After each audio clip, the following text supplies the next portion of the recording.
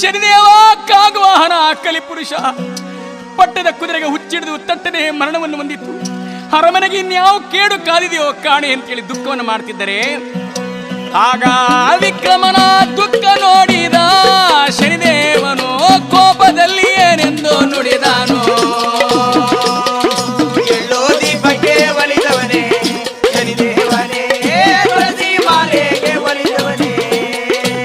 ನನ್ನ ಕಳ್ಳ ಸುಳ್ಳ ಎಂದು ಜರಿದೇನೋ ವಿಕ್ರಮ ರಾಜ, ನನ್ನ ಕುಂಟ ಕುರುಡ ಎಂದು ಜರಿದೇನೋ. ಎಳ್ಳೋ ದೀಪಕ್ಕೆ ಒಲಿದವನೇ ಶನಿದೇವನೇ, ತುಳಸಿ ಮಾಲೆಗೆ ಒಲಿದವನೇ. ನಿನ್ನ ಕಣ್ಣೀರಲ್ಲಿ ಕೈ ತೊಳಿಸದೇ ಇದ್ದಾರೆ ವಿಕ್ರಮ ನೋಡೋ ಛಾಯಾದೇವಿಯ ಮಗನೇನೋ ನಾನು.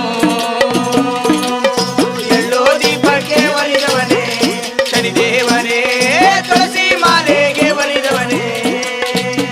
ಆಗ ಕಾಗವಾಹನವನೇರಿದ ಶನಿದೇವರು ಸಾಗಿ ಬರ್ತಾನ ಆಕಾಶ